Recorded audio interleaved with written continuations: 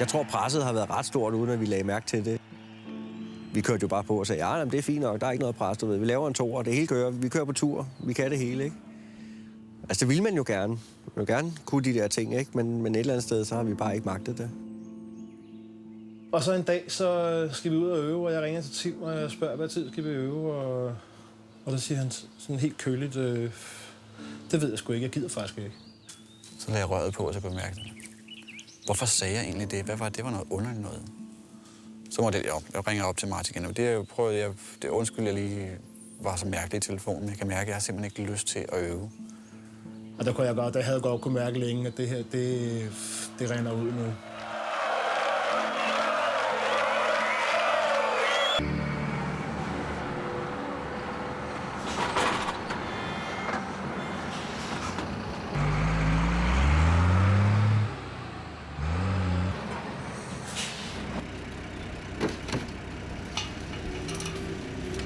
Alt i alt har jeg kørt gas i 11 år.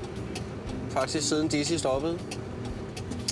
Og det er ikke, fordi det er så spændende at køre gas, vil jeg nok indrømme. Men der skal jo altså brød på bordet, ikke? Så det er jo det, jeg har gjort. Efter Dizzy stoppede, der sad jeg sgu par derhjemme. Meget forvirret over, hvad det var, vi lige havde været igennem. Jeg tænkte bare, nu tager jeg lige et par afslapningsår. Og så ville A-kassen jo have, at jeg skulle lave et eller andet på et tidspunkt.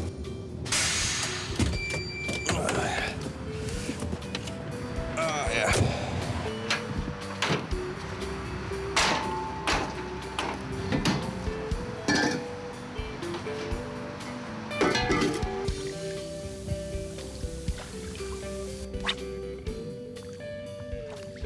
Jeg tror, jeg har brugt et halvt år, efter vi var opløst, på bare at gå og tænke, hvad skal jeg? Der var jeg blevet rimelig stor og tyk. Jeg lavede ingenting, så jeg tænkte, jeg skal have noget motion, jeg skal tjene nogle penge. Så jeg en annonce i avisen, det blev postbud. Fint, det er lige meget det der. Så kan jeg gå i min egen verden og tabe nogle kilo, og så det gjorde jeg. Og der har jeg faktisk været 12 år. Vi mødes jo et par gange om året til noget, altså vi spiller jo noget bowling en gang imellem, ikke? Og gennem årene så har Tim jo sådan sagt lidt for sjov hver gang, det kunne sgu være meget sjovt, drenge, hvis vi lige tog en pose bajer, du ved, og så gik i øvelokale, og så lige spillede de gamle numre igen, bare for sjov, ikke? Ja, lige før det blev år 2009, må det være. Der snakker vi sådan mere seriøst om det. Det kunne fandme være sjovt, det her. Så...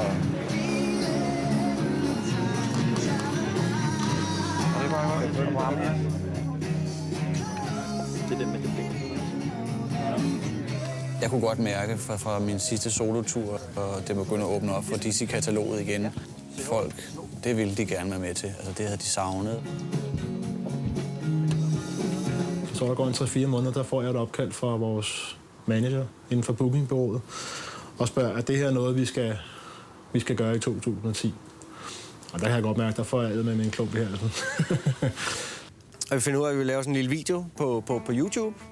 Vi tre havde jo engang et lille orkester, og vi synes det kunne være sjovt at gendanne det lille orkester og komme ud og spille nogle få koncerter på en lille tur til næste år. Så ikke der går mere end en time eller 2, så står det på tekst-tv, og så eksploderer det.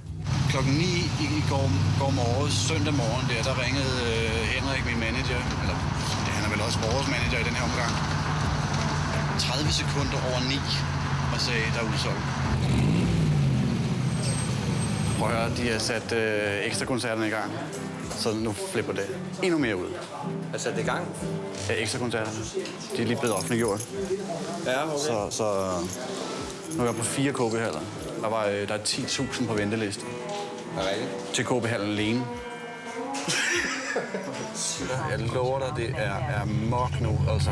Nu har vi så været i møde både i går og i dag, altså over telefonen. Og så fået har fået arrangeret nye ekstra koncerter. Det startede med, at det skulle være 8 jobs. Og pludselig nu, jeg ved ikke engang, hvor mange jobs det er nu, 45 jobs eller sådan noget, ikke? At det gik så hurtigt med, ligesom folk synes, det var interessant, og det var fandme for fedt. Det havde jeg ikke forventet. Jeg tænkte bare, ja, lad os nu se, ikke? Altså, Jeg må sige, jeg var sådan lidt, jeg tænkte, hold dog kæft, kan de det, ikke? De 2 andre har været væk. I 12 år har de ikke spillet, ikke? Jeg tror siden 97'erne. Altså, ikke? Og den ene har været postbud, og den anden har været lastbilchauffør, ikke? Altså, hvordan fanden skal det gå, ikke? Yay. Og vi skal ud og sætte lidt grej op sådan lidt. Ja. Bingeling. Jo, for første gang i meget, meget lang tid. Så det bliver spændende. Jeg glæder mig til at have et helt år. 4 måneder fri fra arbejdet, mand. Yes. 7 måneder fri.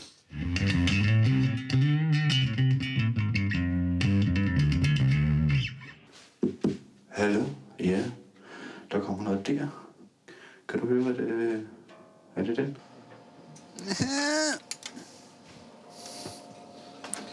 Helvede og patfisk, altså.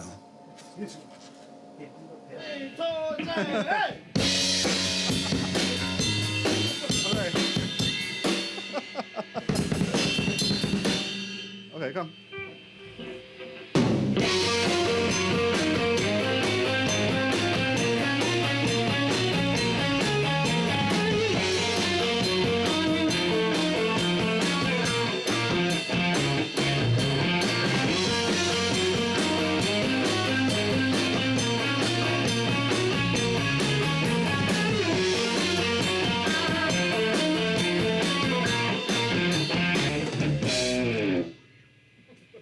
Sådan.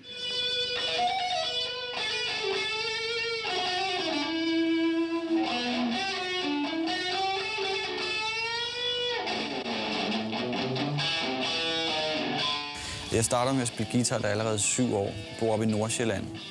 Og så flytter jeg med min familie til Valby.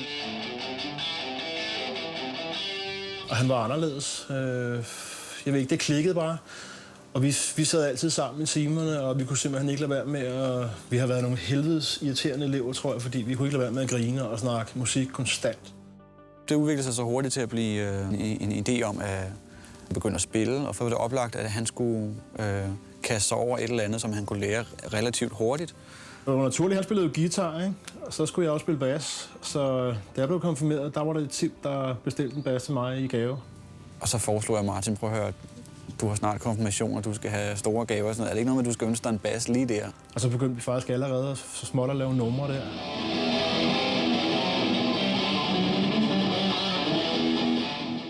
Vi kendte ikke Søren, men vi kendte en, som kendte Søren. Og fik at vide, at han havde et trommesæt til 75.000, tror jeg nok, det var. Og han havde sit eget PA-anlæg, som han havde fået i konfirmationsgave med mikrofoner til alle trommerne, og det var meget fint, og det lød sådan næsten for godt til at være sandt.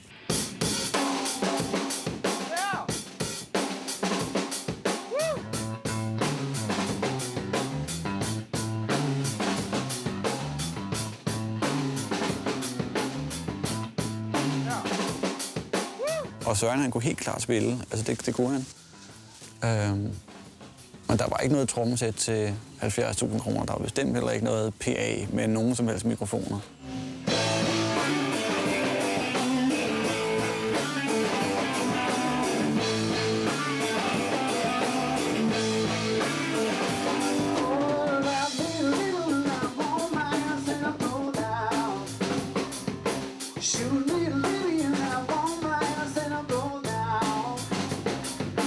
Da vi så er ude et par timer eller 3, så kigger vi sådan lidt på hinanden og siger, hvad, skal vi ikke lave band?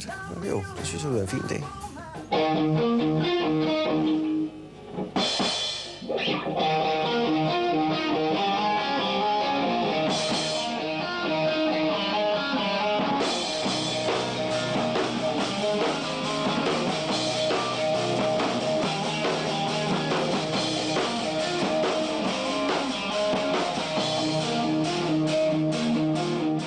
Jeg synes, det var fedt at møde 2 andre mennesker, som også spillede musik. I stedet for at sidde derhjemme alene og spille trommer, du ved, nede i kælderen, og så få spillet sammen med nogle andre, ikke?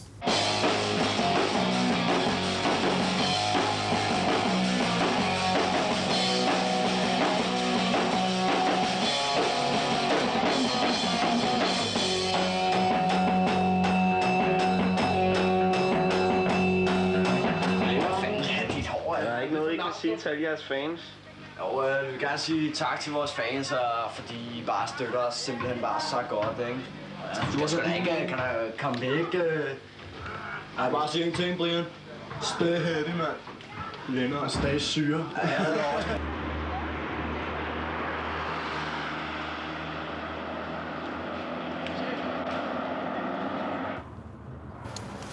Så er vi på vej til første produktionsmøde. Det er spændende at se, om vi kan finde et sted, hvor vi alle sammen gider at være. Altså sådan rent smagsmæssigt. Jeg har jo en eller anden gammel, uopfyldt drengedrøm om, at det gerne må være lidt... en lille smule porno-rock. Jeg forestiller mig, at det er sådan lidt stadion-rocket-agtigt, ikke? Der er lidt, altså... Og det må det godt være. Man må godt være lidt blære over det, men der må ikke være... Men altså, allerede det, du skal have 2 store trommer, det er allerede, så er vi allerede op i, hvor det bliver sådan lidt... Som vi snakker ikke 40 tommer, vel? Så jeg forestiller mig så... Ja, det er altså for højt, det der. Ja. Skal jeg så nogen der? Er det store trommer, så sidder du her. Altså, vil du ikke huske, Martin, da vi sad i folkeskolen på kladehæfter og tegnede scener? Det er sjovt, for jeg har aldrig, altså det med den der rockstjerne-drøm, jeg har aldrig været i tvivl om, det skal nok ske en dag. Og det er super cocky at tænke sådan. Men jeg har bare været sådan en grundtro på, der har ikke været nogen tvivl. Jeg har altid sagt, at jeg gerne ville være musiker, ikke? Og være rockmusiker eller rockstjerne, eller hvad det hedder, ikke? Og, når min mor sagde, at jeg nu skulle have en uddannelse og alle de andre ting der, så sagde jeg, nej, jeg skal være rockstjerne.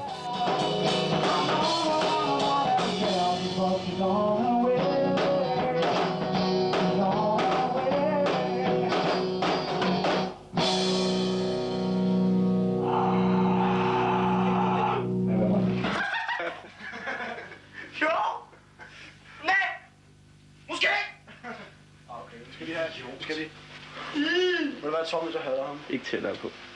Jeg hader ham alligevel. Vil du være, du? Det er fandme hyggeligt, du. Jeg hader dig kraftigt mig nogle gange.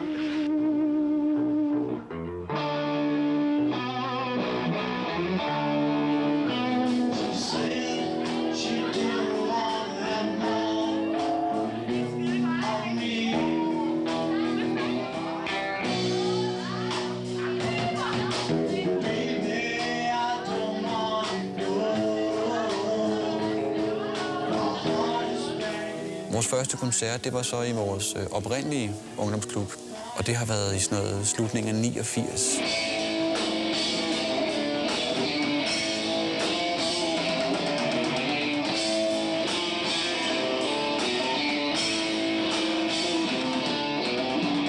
Det her tidspunkt, der er det klart, der lænede sig kraftigt op af de her pudelrock-idoler, vi havde.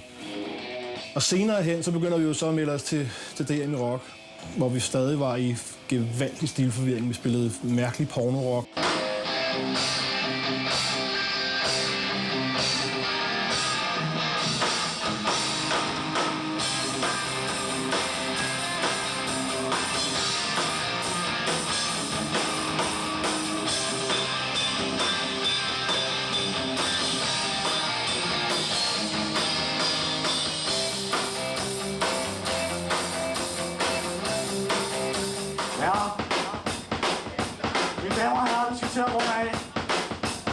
Det vil være benyttet lejligheden til at præsentere bandet. Bag krydderne. Mads Landsgaard fuldstændig amok. Søren Friis Larsen kommer. Jeg har været på arbejde. Jeg har været ude at køre gas. Og lige nu der er jeg på vej ind i O. Jensen for at hente et tromsæt, som jeg har fået. Hej. Der skulle være kommet et lille tromsæt til mig. Yes, lad os kigge på det. Der er kommet en masse nye skin, som jeg ikke sådan lige er helt med på. Hvad fanden er det? Noget fra en kæmpe blender. Sådan der, lige nøjagtigt her. Godt nok flot, hva'? Og jeg glæder mig helt vildt til at få sat det op. Dag. Det er så min trommetekniker. Han er i gang med at sætte mikrofonholder i trommerne. Vi er rykket fra vores lille øvelokale til et mere pro-øvelokale, som man bruger, når man skal på tur. Det større orkester, de skal på tur. Det her, det er faktisk mit originale, gamle kabinet, som jeg købte i sin tid sammen med den øverste top her, som er det, jeg fik i 18 års fødselsdagsgave, og hvor Waterline blev skrevet selv samme dag. Det er på den, og den. Så starter turen jo, og det gør den jo officielt i Odense. Jeg mener, det er den 6-27. Er det den 6-27. marts? 26. Sådan.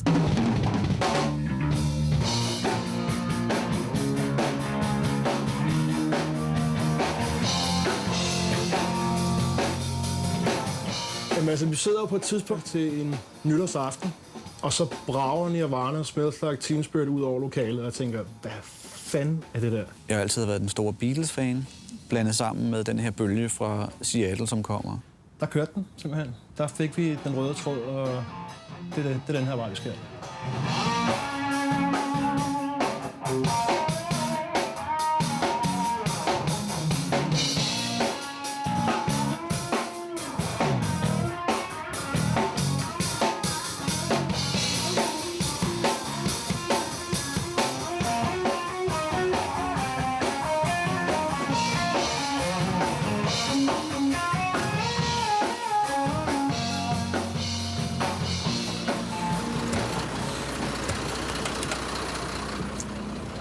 I starten, da vi fandt ud af, at vi skulle lave de der 5 jobs, ikke? Så havde de jo sådan ude i firmaet, du skal jo bare ud og spille i weekenden, du ved, så kan du sgu da lige, så tager du da bare lige fredag fri, ikke? Og så kører det, ikke? Men altså, sådan er det altså ikke bare. Og nu blev det selvfølgelig udvidet helt vildt med en masse koncerter, ikke? Så jeg blev nødt til at gå ind til chefen og sige, det her, det går simpelthen ikke. Jeg blev nødt til at have fri i 8 måneder. Og hvad gør man så, ikke? Så det skulle han lige tænke lidt over. Men han kan jo selvfølgelig ikke give mig fri i 8 måneder, vel? Det er også lang tid, ikke? Så han er jo blevet nødt til at ansætte en ny mand, ikke? Ej, hvor er det fint. Hej. Det var noget af det der lige. Ja, det er sodavand. Nej, der var jo ikke serveret andet, jo. Jeg havde regnet med, at jeg skulle have en øl, men nej.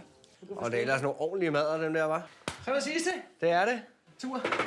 Yes. Du kommer til at savne. Det gør jeg da. BP Albertslund ønsker dig med Dizzy Miss Lizzy et knæk og bræk.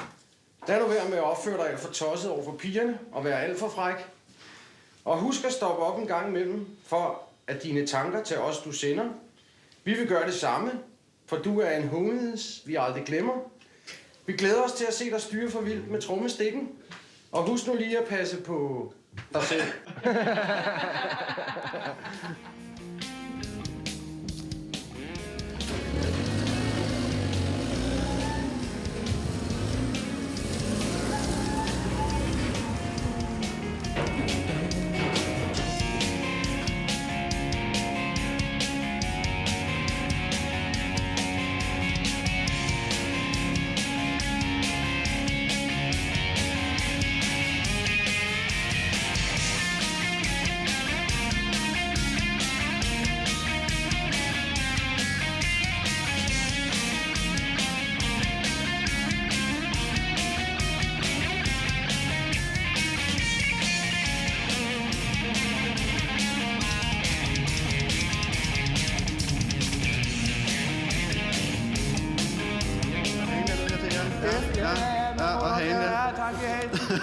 Så bukker vi.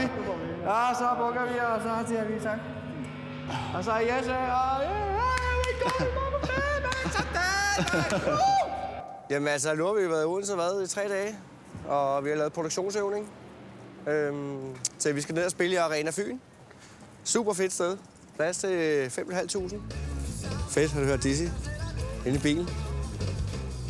Sådan der, det kører. Vi fik en idé i går til generalprøven, at vi skulle have en bombe med. Noget, der siger... Dynamit har jeg kommet forbi. Yes, så vi har ringet til Odenses pyromaniske, tekniske ansvarlige.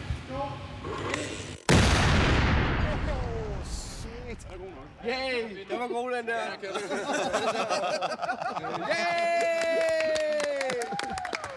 Nu begynder jeg at glæde mig latterligt meget til det her. Hvor er det godt til på Ja.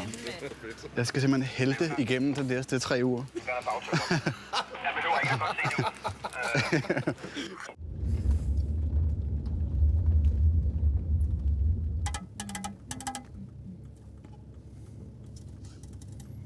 Jeg er nervøs, kan jeg fandme godt mærke. Er der bomber på? Yep. Ja, han står vist om bag med en dødmandsknap. Ja.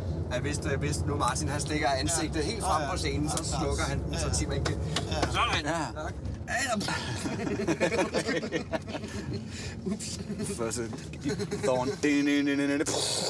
Sorry. Sorry. Jeg kunne ikke vente. Sorrow. Ja. En lille bitte smule. Hey! Hvad så, kører det? Det ved jeg sgu ikke. Kør det selv. Hvad var der selv? Ja, det kan fint. Nå. Vi skal jo bare ind og øve med lidt publikum på. I skal da øve. I skal kraftedeme ikke øve. I skal spille ordentligt. Vi tager slet ikke kigge derud.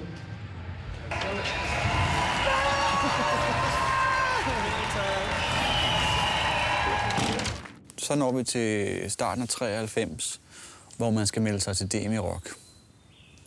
Og vi har jo været med 2 år før, og nået til finalen, og det har været meget fint, og man har ikke vundet. Her står jeg med Dizzy Miss Lizzys absolut største faner. Altså, rock det hjemme, da de var inde og vandt næsten, ikke? Det var i på 4. her, ikke? Så tjek lige her, ikke? Og vi skal lige se, hvor smart detaljer han har der. Det er mere til, at mister med sorte bogstaver og sætter. Meget vigtig detalje, meget vigtig. Jeg tror, vi var nogle af de første, der spillede den aften. Der var 10 bands.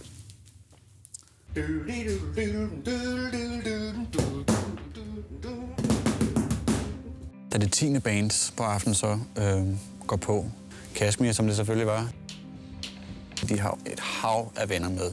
Og stod og flippede fuldstændig ud, sådan rent pogo, grunge-style med crowdsurfing. Jeg har aldrig set noget lignende. Der var så meget skru på, og så tænker jeg, okay, skakmat.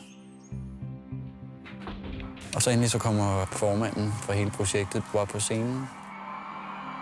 Andenpladsen, den siger han så, går til en trio fra København. Satans, tænker jeg så. Andenplads, det er også flot, det har vi ikke prøvet før. Andenpladsen går til Kashmir. What? Så er jeg fuldstændig forsvundet fra min opfattelse af Kashmir. Selvfølgelig også var fra København, og de også var en trio.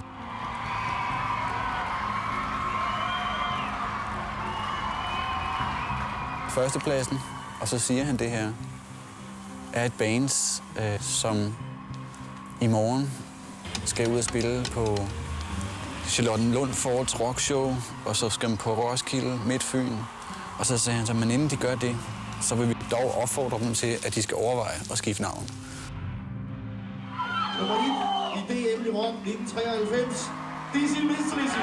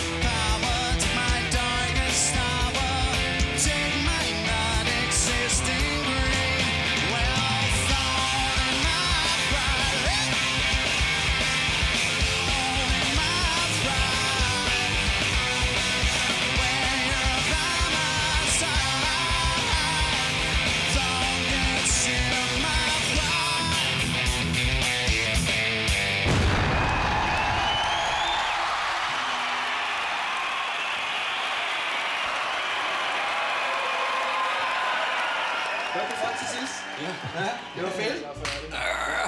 Det var en god debut. Og kæft, hvor er I gode. Ja, tak. Hvor er det fedt. Rock and roll.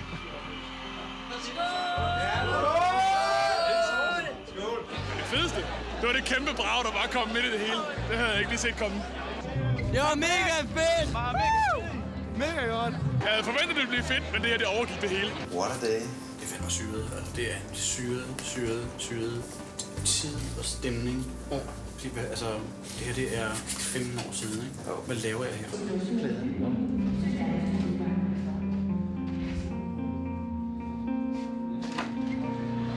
Et eller andet sted, så så er det jo mig, når jeg står deroppe, og jeg elsker det. Jeg elsker at være helte og rock-agtig.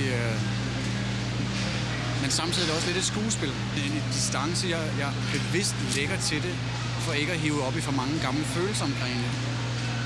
Og man kan sige, i sammenligning med i gamle dage, et eller andet sted, same shit, der var vi bare alt for unge til overhovedet at tage det ind.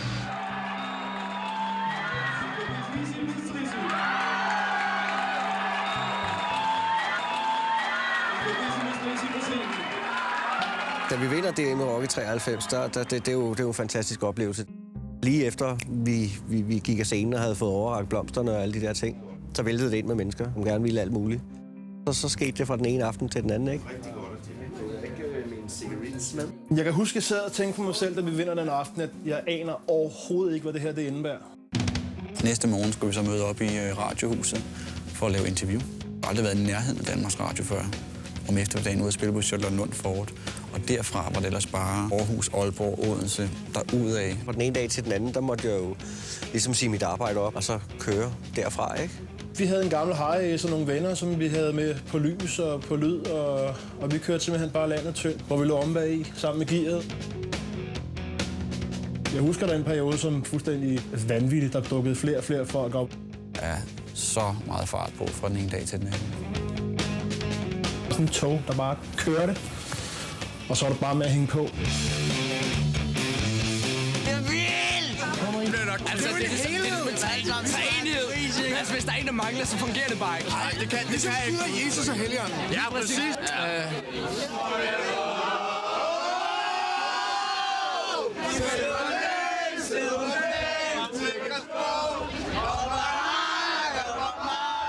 Vi har spillet en række reunion-koncerter her i foråret. Hvordan går det med at spille sammen igen? Vi har fået mere hår på ud på spillefingrene. De første jobs var sådan lidt shaky, men altså, nu kører det. Ja. Det gør det. Ja, jeg synes det samme som om den anden år. En del af præmien fra DM i Rock var at få lov at indspille 3-4 sange i et godt studie og få det udsendt på en promo-CD, som det hedder. Jeg får tit CD'er, altså rigtig tit CD'er, som måske kan du spille i radio.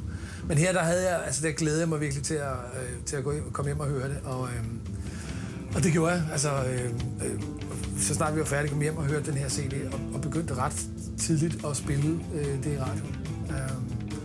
Og så skete der ret hurtigt noget. Første gang jeg så mig, jeg tror faktisk, det var en musikcafé, der var bare totalt udsolgt. Og folk havde jo dårligt nok hørt om det der band.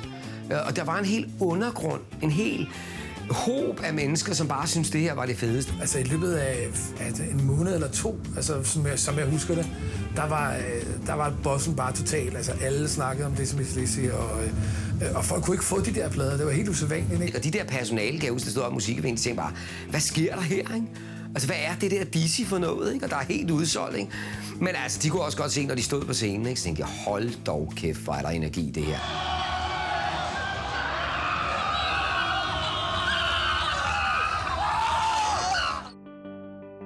Vi har været nede at øve, så kommer jeg hjem, og min far har så taget imod telefonbeskeder. Og så ligger der sådan en lille gul sticky, du ved, hvor der står, ring Nikolaj Foss, IMI.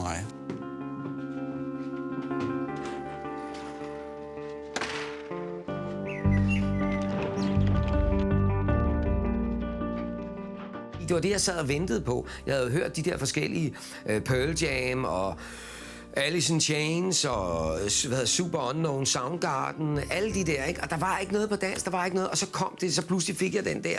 Det var sådan, der er den jo. Ja, okay. Så prøv at komme, ligesom du gjorde før, du kom gående frem mod mig her. Bare kigge lidt op mod døren. Er det godt?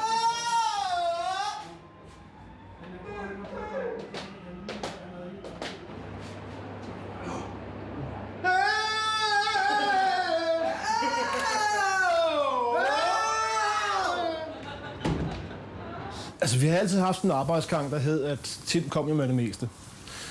For ikke at sige, ja, næsten det hele, ikke? Men vi har altid haft sådan en speciel måde at arrangere på, og det skulle ligesom ind over mig og Søren, før det blev dissisk på en eller anden måde.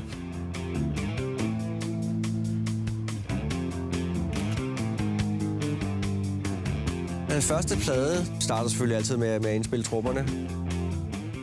Og det bruger vi så en uges tid på. Og så er det jo ellers Martin, der går ind og indspiller sin bas, ikke? Og så er det Tim, der bruger de sidste 3 måneder på at sidde og lave guitar og sang og sidde og finpudse ting og sådan nogle ting. Hvor mig og Martin måske var sådan lidt ude i... Altså, vi sad mere eller mindre bare og ventede, og så kom han ud en gang imellem og sagde, nu har jeg lavet det her nummer færdigt. Og så kunne vi komme ind og lytte lidt på det og give vores mening til det, ikke? Jeg havde ikke så meget indflydelse på det, kan man sige.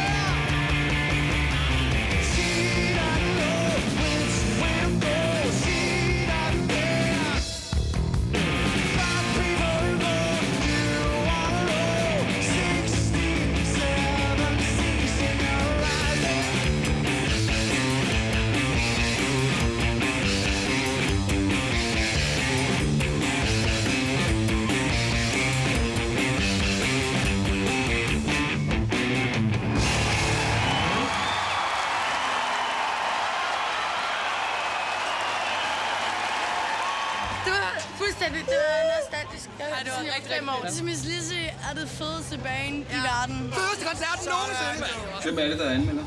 Treo. Er det det? Han sviner. Ja, lad os høre den. Den hedder overskriften af Dizzy med hav af sætter, som i... Søvnig. Tim Christensen, Martin Nielsen og Søren Friis er blevet lidt kønnere med alderen, men musikalsk er de hverken bedre eller værre end dengang i 90'erne. Det store spørgsmål er, hvorfor Dizzy Mizz Lizzy er tilbage. Og det fik vi aldrig svar på, for udover at være ungdomsminderne om den første opkast i naboens carport, så har gruppens knallertrock ingen berettelse i 2010. Eneste umiddelbare fordel ved Dizzy Mizz Lizzys genforening er vist, at så længe den er på landevejen, slipper vi der for Christensens soloplader.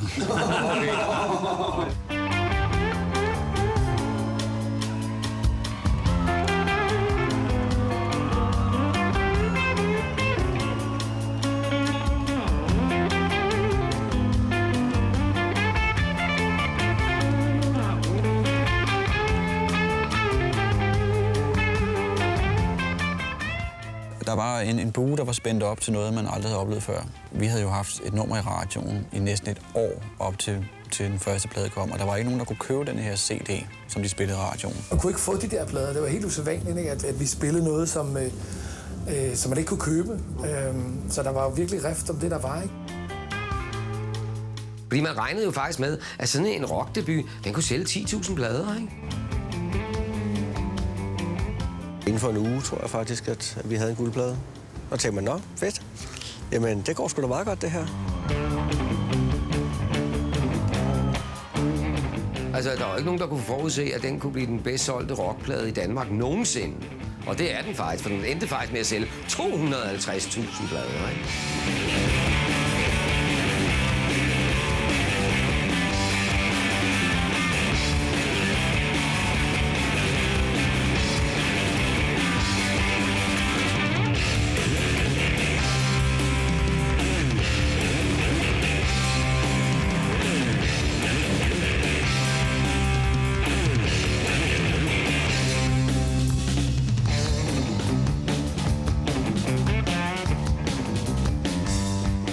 Plakaten er blevet flot, altså. Det virker. Virkelig. Den er sådan ikonisk. Ja.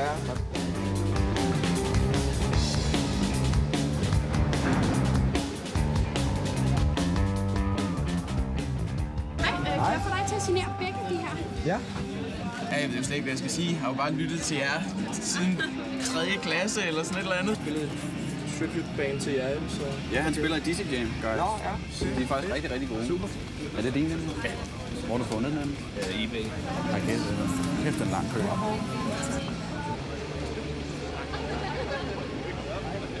Og så havde vi vores forårstur, hvor scenariet stort set var ens hver aften. Fuldstændig mayhem.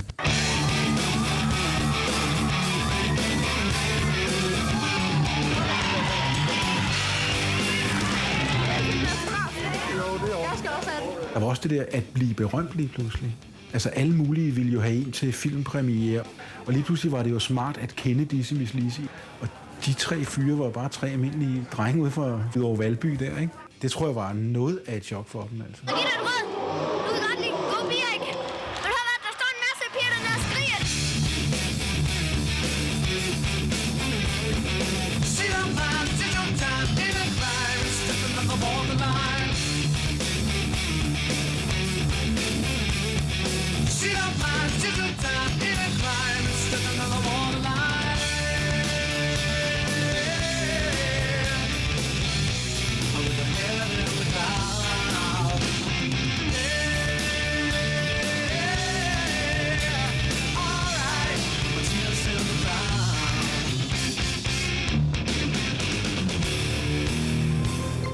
For et år siden var de mest berømte her i øvelokalet i udkanten af København. I dag er de dansk rocks bedste bud på en fremtid. Deres debutalbum har netop solgt 40.000 eksemplarer, og de regnes for sommerens hedeste live-attraktion ude på festivalerne. Mød Dizzy Miss Lizzy i TV-avisen kl. 21.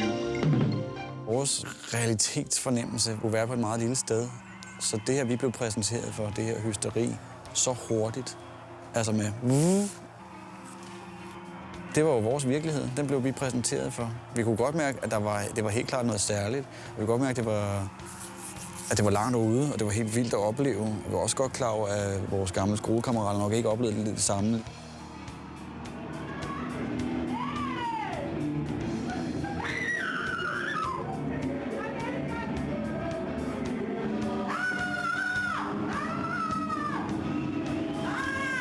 Det går meget stærkt. Tingene eksploderer sådan meget hurtigt, og det, jeg tror også, det er derfor, man sådan har lidt svært ved at følge med, ikke? Fordi at det, eller at man bare følger med.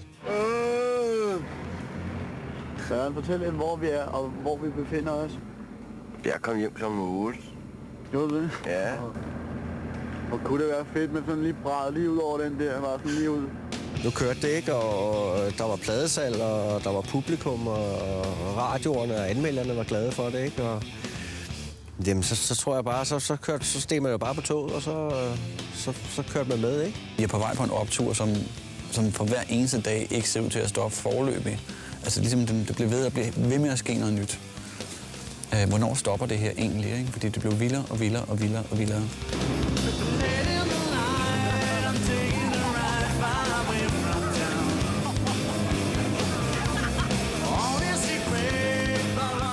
Kim, er det nu, du får regningen? Det er mere virkelig at definere og opfange, hvad det egentlig er, der foregår. Det har jeg tror ikke, vi har været i stand til. Det har bare været lidt sådan en stor lidt drømmeagtig. Det kunne lige så godt have været i virkeligheden. Det kunne så godt have været en drøm, som vi så vågnede op for 3 år senere, ikke?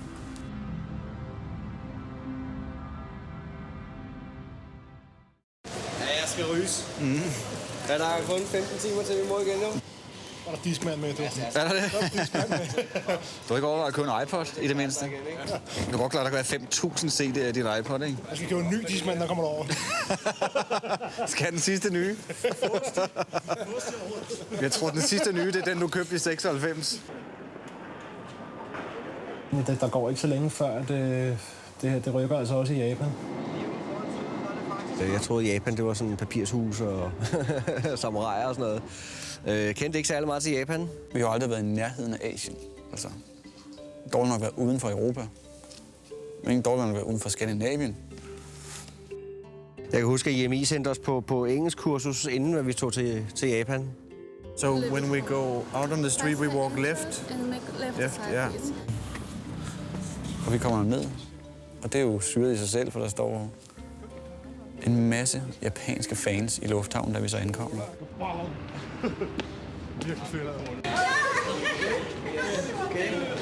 Okay.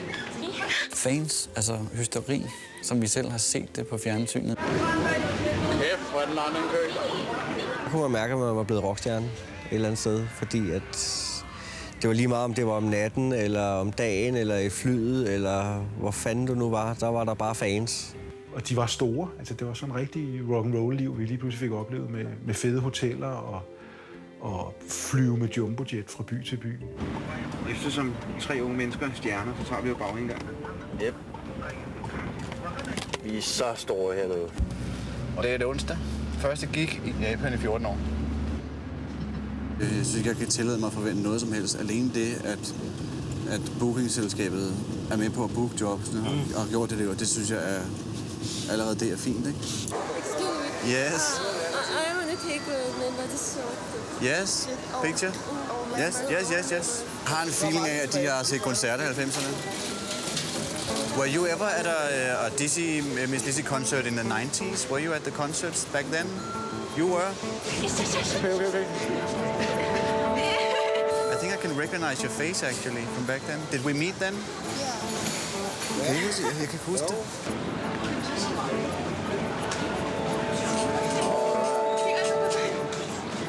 Hey. Hold da kæft. Ja. Hold da kæft. Det skulle da ikke bare en skifte. Fed at gå på halv med.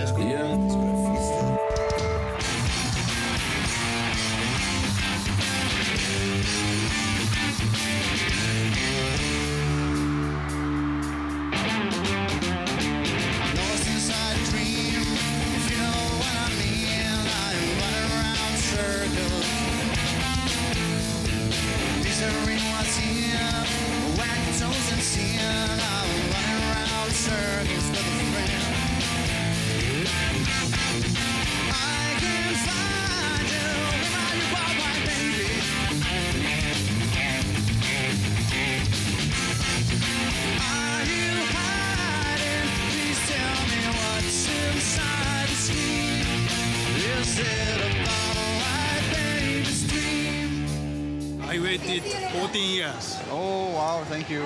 Jeg har slet ikke regnet med, at det skulle ske. Altså, fans, der forfølger os i toge, og nye fans, der kommer ved det nye sted, vi kommer til. Det er jo crazy. Det er meget normalt. Sådan det bare. Okay, let's go. Yeah. Vi skal over. Nice. Pretty Mates havde været hot i Japan i mange år på det her tidspunkt, og spillede dernede jævnligt. De var fan af det, vi lavede. Det havde de jo med hjem fra Danmark, så de har taget CD'en med til Japan. Jeg laver fjernsyn for Masa Ito. Han er større end Elvis herovre.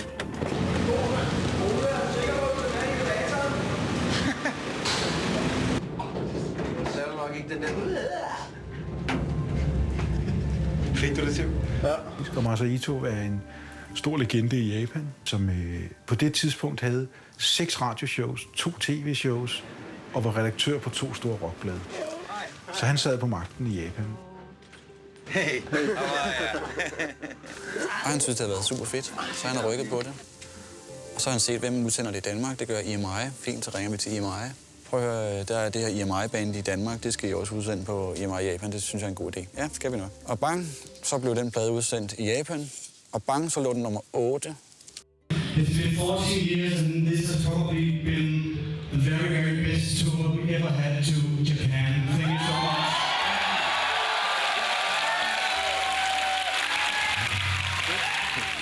Thank you for coming. Thank you. Hello. Hi. Nice to meet you. Can you hug me? Huh? Can you hug me? Yes, I can. Of course. Thank you. Thank you. Hello. Tired? Hello. Nice to meet you. Jesus Christ. Hvad sker der? Thank you very much. Thank you. Thank you for coming. Please come again, Japan. Altså, de bliver mere og mere sådan, I love you, og altså gerne er på, ikke? Ja. Det er fedt, altså. Vi skal også lige vende os til det, kan jeg mærke. De har haft musikken sikkert i systemet i 15 år, uden at kunne komme i kontakt med det. På samme måde, som de har derhjemme, ikke? Så den der ekstra nostalgiske, den får lige til at gøre det vildere, end det var i gamle dage.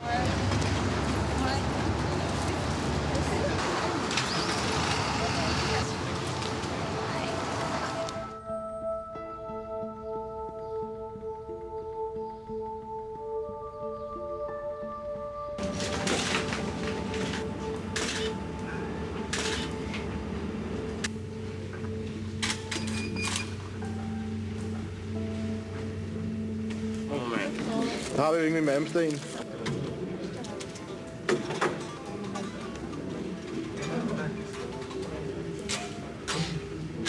Fuck nu af.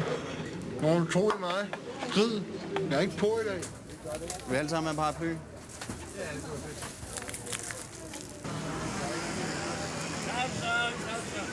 Jeg skal være helt ærlig, ikke? Så tror jeg, vi har ændret os meget på de 15 år. Det tror jeg sgu. Nu når vi er reunited, der er jeg fuldstændig cool med vores forskelligheder, og det er især tydeligt for mig i dag. De 3 drenge i det orkester har jo fra starten af været vidt forskellige. Og så er vi i fællesskab gået igennem en udvikling og blevet præsenteret for en masse oplevelser. Dem har vi taget ind på 3 forskellige måder, og langsomt bare, du ved, spredt, ikke? Så vi kan mødes på nogle meget få områder, også i dag. Men de områder, vi kan mødes på, der mødes vi rigtig, rigtig godt, og der fungerer det rigtig, rigtig godt.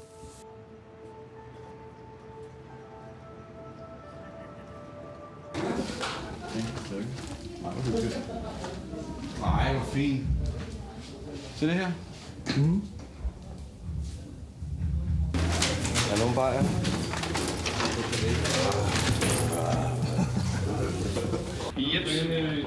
Tokyo.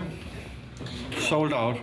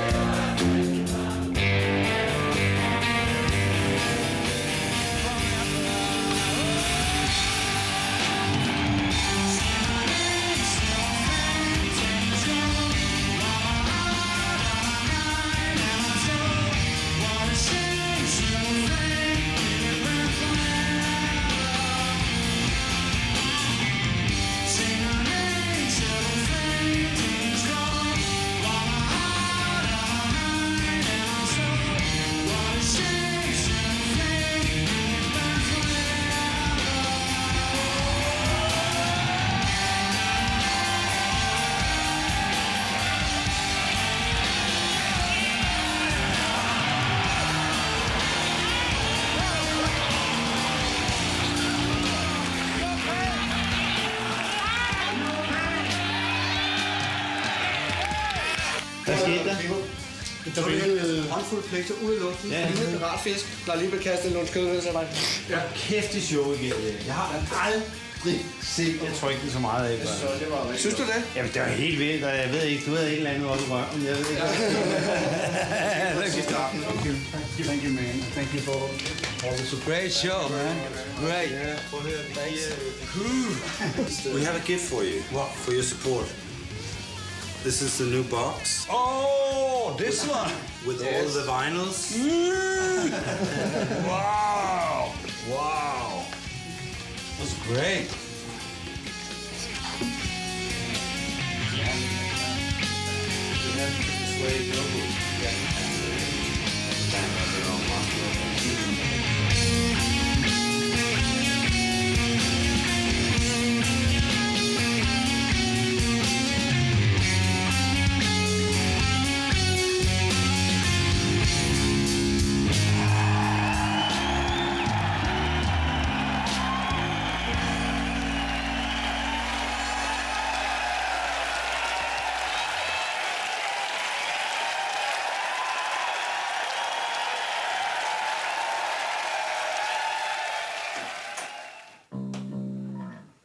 Kør lige en fed film.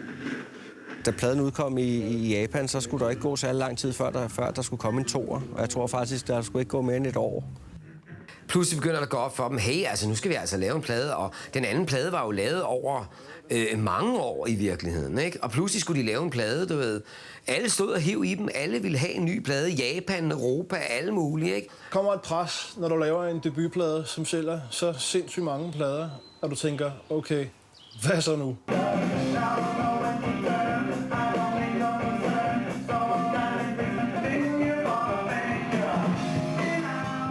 Det hele har været heroppe og køre og tur alt muligt, bang, og så skrive lige den næste plade, og så indspille den, ikke? Og det er jo den, som alle bands, der lykkes, havner i. Altså, så skal man skrive anden plade på kort tid, og den første plade har man skrevet over rigtig, rigtig mange år. Og alle folk spurgte jo selvfølgelig, hvad med, er det ikke kæmpe pres, og er det ikke? Og vi sagde, nej, det gør vi sgu bare, ikke?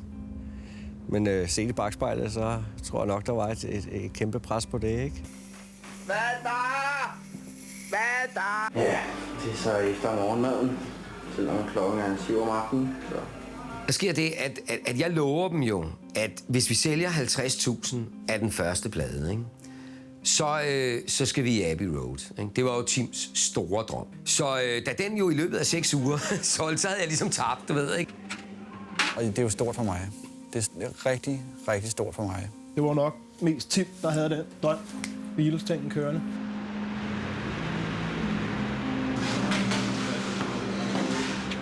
Det var ikke deres trip, altså, og det kunne man godt mærke. Den var delt op der. Der skete faktisk noget der, det blev delt op, ikke?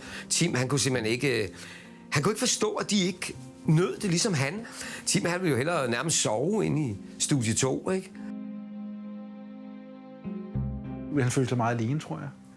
Altså sidde i det der studie, og de andre bare ikke gad være der. Det synes han var hårdt, ikke? Det var han ked af.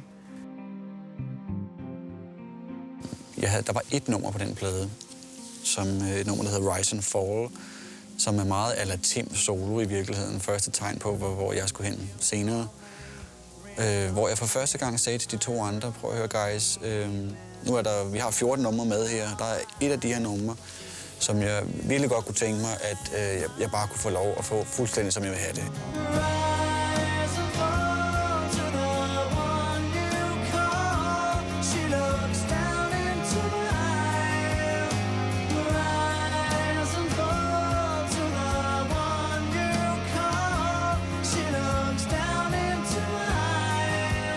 Det havde jeg sagt til dem hjemmefra. Især Søren, selvfølgelig. Det har altid været mig og ham, der har været sådan her.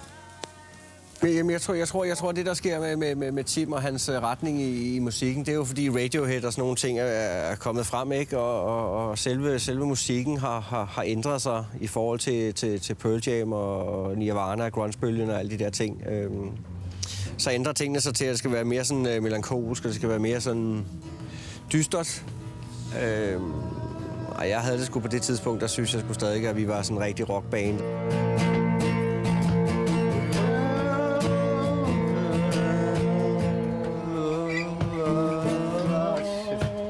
Det er ret opløftende der, lige imens jeg spiller noget total rockmusik.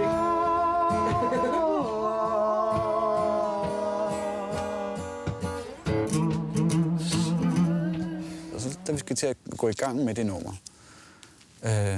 så kan jeg mærke, at den aftale bliver ikke helt holdt, fordi nu skal Søren i gang med, nej, der skal sgu være noget mere tromme her. Jeg har jo altid været til rockmusik og heavy musik, ikke? Og jeg synes at selvfølgelig, at vi skulle fortsætte den vej. Men det var Tim ikke helt enig i, så det skulle vi ikke. Så kom vi op og skændes, og det blev vildere, og det blev vildere. Og der var måske i virkeligheden en masse gemte spændinger og kontroverser fra hele det her succes madness, der havde foregået de sidste 2 år. Og så røg vi rigtig tollerne på hinanden. Virkelig skændes. Jeg tror, vi holdt tingene lidt for os selv. Og så bare sådan håbede på, at det ligesom glattede ud, og det skulle nok gå i orden, ikke? Der var et kæmpe forventningspres, mest på ham. Og det er jo klart. Han skulle virkelig stille op med noget, ikke? Den kunne han mærke, tror jeg. Tim isolerede sig simpelthen lidt på sit hotelværelse sammen med... han var sammen med Pernille der på det tidspunkt, Pernille Rosendahl, og de var ligesom... Ja, der var lidt John og Yoko der.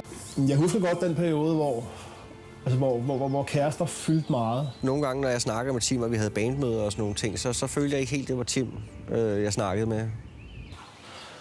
Og jeg tror da også, at det pissede mig og Søren en smule af. Men det var ligesom det, han valgte. Jeg tror, det var den sidste aften, og så var vi ude at spise. Og jeg kan mærke, at hele dagen har jeg haft en underlig stemning. Og det er muligt, det hænger sammen med det der skænderi der. Vi sidder alle sammen og snakker og har det hyggeligt, men man kan godt mærke, at der er lidt der er lidt spændinger. Jeg sidder med min gaffel, sidder og klikker ned mod bordet, og sidder bare og kigger ned. Og kan mærke, at der er et eller andet sådan noget stormvejr i mine tanker, og i hele mit system, som bliver højere og højere. Jeg kan ikke finde ud af, hvad det er. Det var sgu mærkeligt, altså. Lige pludselig, så tror jeg, det hele eksploderede i hovedet på ham, og han kunne mærke presset, og det blev simpelthen for meget. Og så knækker jeg sammen. Så brød jeg simpelthen sammen, grædende sammen. Og lige pludselig så rejser Tim så bare op og går sådan lidt... Jeg kan sgu ikke se, om han græder. Jeg må indrømme, jeg vidste ikke helt, hvad det gik ud på. Men det var jo nok situationen over, at mig og Søren ikke var... Både at mig og Søren ikke var på ringe over hele den Beatles-ting der. Og så tror jeg, der var et kæmpe forventningspres. Jeg tror for første gang, så ligesom om, at det går op for mig, hvad det er, vi har gang i. Hvorfor vi er her. Hvad det er for et pres, der ligger på vores skuldre for at skulle fortsætte det. Og mange andre ting. Det brød simpelthen sammen. Og det kommer selvfølgelig lidt som et chok, ikke? Fordi det er sådan, jamen, hvad nu? Er vi så langt ude, ikke? Det er jeg helt sikker på i dag, det har været et form for nervøs sammenbrud. Fordi jeg vågnede op for en eller anden drøm for første gang. Jeg kan ikke engang huske, om jeg fik snakket med Tim. Sådan om... Jeg tror, det sådan kom langsomt med, hvad fanden det var, der skete, og han synes, der var nogle ting galt, og vi synes selvfølgelig også, der var nogle ting galt, ikke? Men var måske lidt bange for at sige, hvad det var, ikke? For ikke at ødelægge den gode stemning, eller hvad man siger.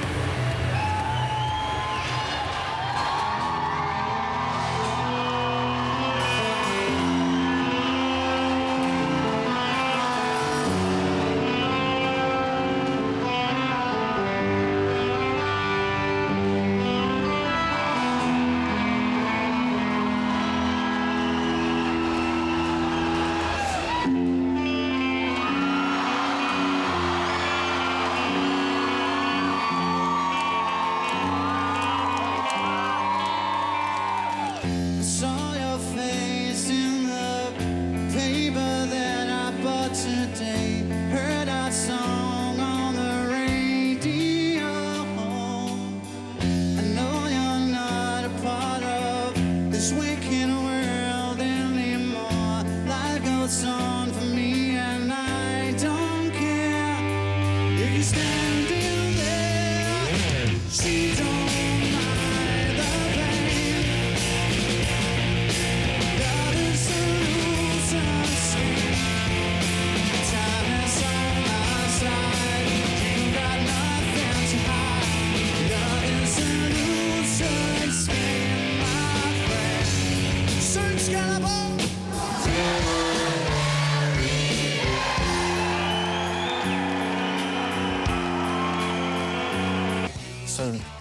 vi jo lavet vores rotatorplade, som den kommer til at hedde, færdig. Og vi er faktisk også rigtig glade for resultatet. Og den kommer om foråret 96. Toren solgte jo halvt så meget som etteren, og det er klart, når man er så kompromisløs, som toren er, så vil den sælge mindre. Men det var den rigtige at lave, at anmelderen synes, det var skønt. Alle synes, det var skønt.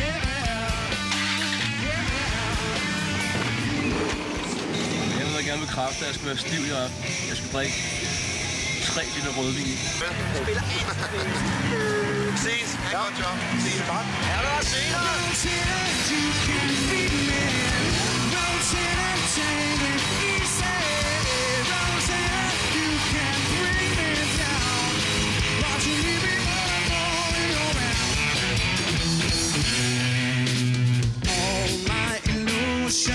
Turns to confusion, we face a revolution. I'll be first in the line if they don't mind.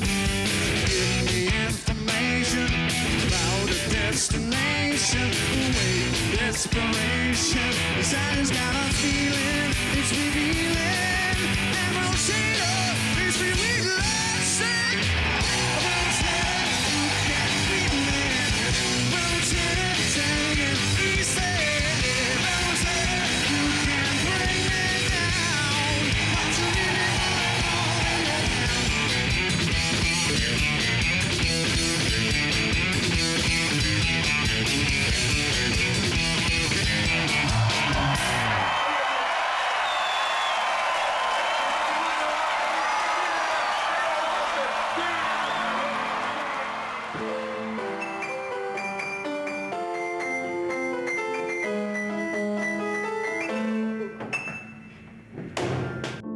Managementet, synes jeg, sådan presser ret meget på, for at nu skal der satme spilles igennem, ikke?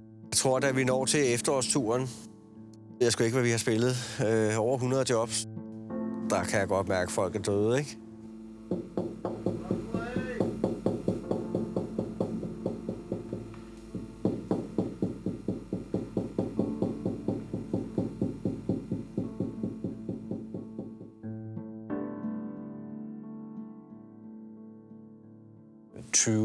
koncerter i Danmark, hvor det er nogle, altså hvor vi kommer virkelig ud på landet her. Kirke Hyllingehallen, Odderhallen. Det er bare indbegrebet af, at det her band er virkelig et bredt band. Og har slet ikke nogen nyhedsværdi mere. Hey, hvad er dit navn? Kom. Johnny! Og Johnny, du kommer med på en dokumentarfilm. Man har bare fået nok. Man har ligesom fyldt op. Altså, man burde være glad og være ydmyg for alle de fans, som vi faktisk stadigvæk havde på det tidspunkt. Og der bliver det lidt ligegyldigt til sidst. Ja, det ser sgu da... Øj, hvad? Øj, ja.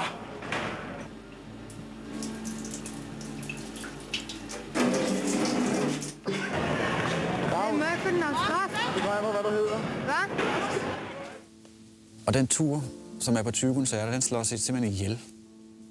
For jeg tror bare, når man gik ud på scenen, så havde vi det bare sådan, ja, lad os få det overstået, ikke? Altså, kroppen kunne bare ikke mere. Jeg tror bare, at hjernen, den havde simpelthen fået nok. Til sidst, så begynder det, der er der sgu ikke udsolgt længere. Det er der ikke. Det var ikke nogen særlig gode oplevelser. Det var helt klart, nu kunne vi mærke på vej ned. Det var ikke fedt. Og det ødelagde også bandet, det ødelagde gejsten, fordi vi simpelthen ikke havde... Vi havde ikke hverken lært, hvordan man takler modgang, eller havde i øvrigt overhovedet nogle muskler til at gøre det med. Så da vi spillede vores sidste koncert, og det var så i den der Odderhal, der kan jeg huske tydeligt, at vi gik af scenen, og for første gang i vores kortvarige karriere, der var der ikke nogen planer forude. Der var ikke nogen planer om noget, vi skulle.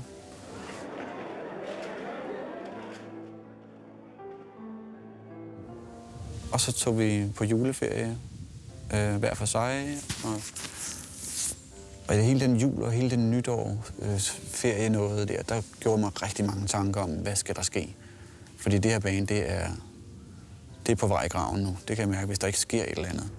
Så vi valgte ligesom at tage et års pause der. Fra hinanden fuldstændig. Vi så ikke hinanden i et helt år. Jeg havde købt mig et hus ude i Hvidovre, hvor jeg gik og lavede min have, og havde egentlig brug for bare at være mig selv. Og gå og bare slappe af herhjemme og og hygger lidt. Spiller ikke rigtig musik, faktisk, eller noget. Og det år brugte jeg selvfølgelig til at spille med en masse ting. Jeg aftjente min værnepligt som militærnægter. Det havde jeg plads til, samtidig med, at jeg spillede med Pernille i hendes, det var så Swan Lee, hendes band. Så jeg tror, det var sådan meget blandede følelser, jeg havde, da vi så endelig skulle mødes igen efter det år. Og der var ikke sket en skid, jo. Tværtimod, så var vi rykket så langt væk fra hinanden, at det simpelthen ikke kunne mødes. Og så en dag, så skal vi ud og øve, og jeg ringer til Tim, og jeg spørger, hvad tid skal vi øve, og så siger han sådan helt køligt, det ved jeg sgu ikke, jeg gider faktisk ikke. Og der havde jeg godt kunne mærke længe, at det her, det render ud nu. Jeg kan mærke, at jeg går med noget indeni. Jeg kunne egentlig godt tænke mig at snakke om. Har du mulighed for at komme over? Jamen, det kunne han godt. Og så kom Martin over, og så sad vi og snakkede. Der vælger vi simpelthen at sige til hinanden, at nu skal det slukkes. Nu skal det stoppe. Så var næste skridt, at jeg skulle fortælle til Søren. Og det var vi begge to lidt nervøse for, fordi vi var bange for, hvad han ville tage det. Om han ville gå ned, eller han ville blive vred, eller hvad fanden han ville. Men... Jeg kommer ind til Kongens Have, og Tim og Martin er derinde.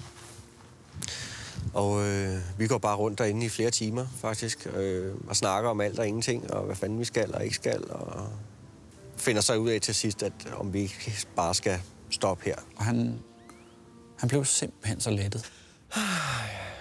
Det var nok det, der skulle til, ligesom at... Jeg tror, presset har været ret stort, uden at vi lagde mærke til det.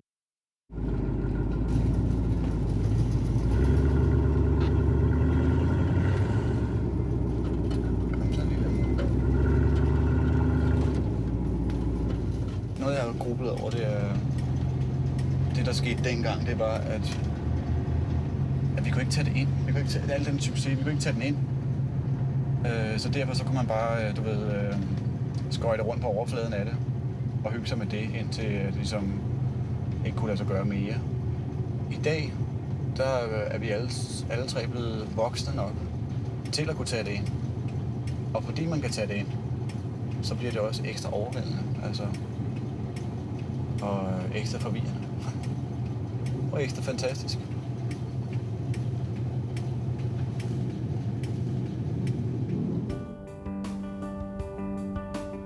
I og med, at de siger ud at spille igen, så kommer der også mange ting fra den gang, som måske var lidt uafklaret, ikke? Som man går og tænker meget over.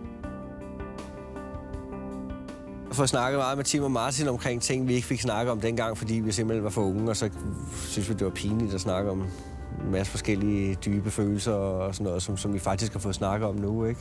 En masse ting, hvor vi måske er gået forbi hinanden. Det er i dag den 2. juli 2010. Og Tim, han har fødselsdag for dig. Og det er jeg her, og det er lidt sjovt, fordi det har jeg jo haft på Roskilde før, når vi skulle spille på Roskilde, og det er der, vi var vej ned. Roskilde Festival.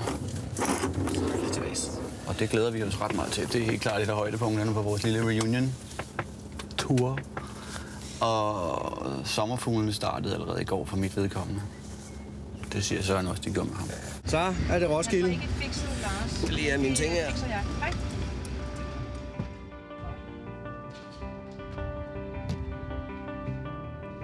Vi er stadigvæk forskellige, og det bliver vi altid ved med at være. Men det hører med, og sådan er det. Hvis det havde været 3 fuldstændig strømlignede knægte den samme vej, så tror jeg aldrig, det havde lykkes det her.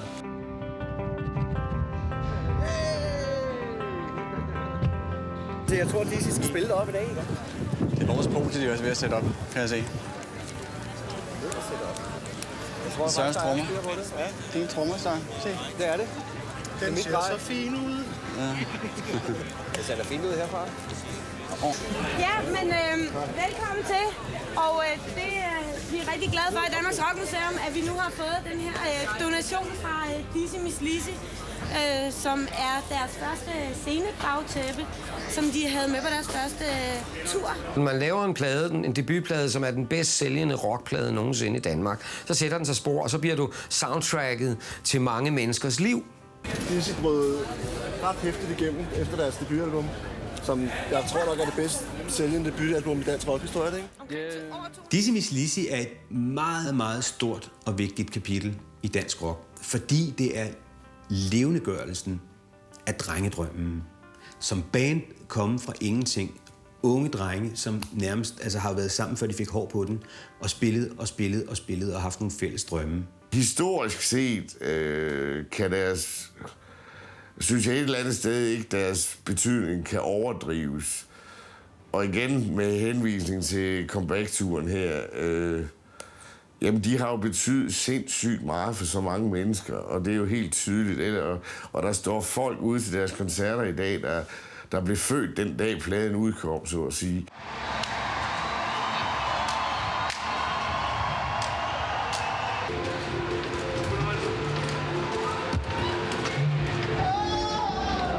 Det må have noget universelt, og det er jo skønt, så er det blevet en klassiker, og så er man ikke herre over det mere.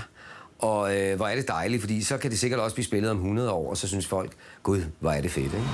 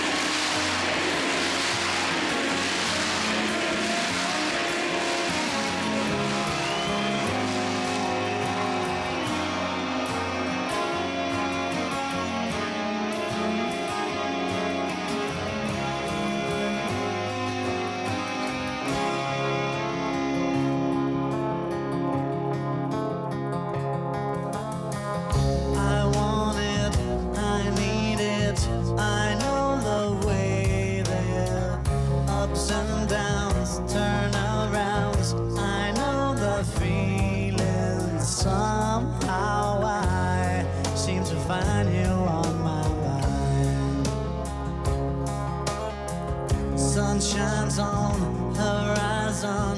I know the feeling. You call me, restore me. I love the feeling. Somehow I seem to find you on my mind.